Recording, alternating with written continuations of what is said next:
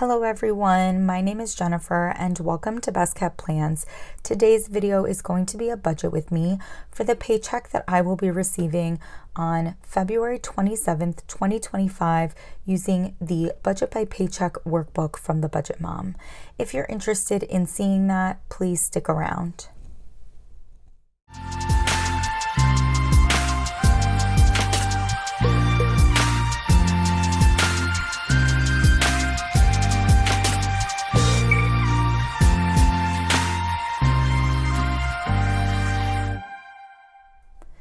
As I said in my introduction, this budget is for the paycheck I'm receiving on February 27th, 2025. This monthly spread looks exactly like it did when I filmed my last budget with me because I just filmed my last budget with me about 5 minutes ago. I am filming this budget with me early because I am prepping videos for posting while I'm on vacation. Now, because this paycheck is one that I will be receiving while I'm on vacation, there will not be a cash envelope stuffing to accompany it because I'm not going to be home to be able to film that. And we'll get into a little bit more details as to when I am going to stuff my envelopes given I'll be away. I'm going to flip forward to the paycheck budget tracker for this paycheck, and we're going to zoom on in. As usual, I am budgeting my income from my full-time job to be $3,200. We do have a few bills with this paycheck. They're all actually bills for March since this paycheck is right at the end of February. So we have my rent for $600, Spotify for $15, and Kindle Unlimited for $20. All of those added together do equal $635. And if I subtract that from the $3,200 I was budgeting my income to be, I'm left with $2,565 to bring into my variable expense section. Now, these budgeting categories, the amounts that I'm budgeting, those all stay the same for me with regards to my variable expenses every pay period. I do budget groceries at $250, eating out at $75, gas at $75, and miscellaneous at $150. All of those added together do equal $550, and if I subtract that from the $2,565 we were left with after bills, I have $2,015 to bring over to my savings goals or sinking fund section. Now, I'm currently making my way through my sinking fund snowball. Several of my 2025 sinking funds have reached goal. I do continue to save the same amount towards sinking funds every week, even though some of my envelopes have reached goal. And what I do with that extra cash is put it towards an envelope that has not reached goal yet.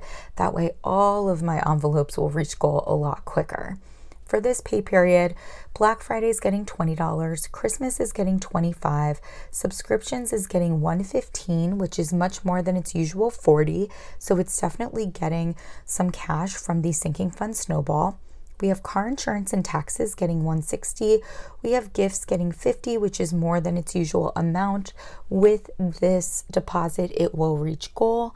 Then we have my rolling sinking funds. These sinking funds here don't have a monetary goal. I contribute to them every single pay period, no matter what.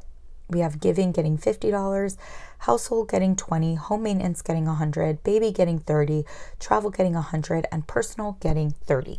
Now, all of those sinking funds do add up to $700, and if I subtract that from the $2,015 we were left with after bills and variable expenses, I have $1,315 that I am going to be putting towards debt and savings. So, first we have debt.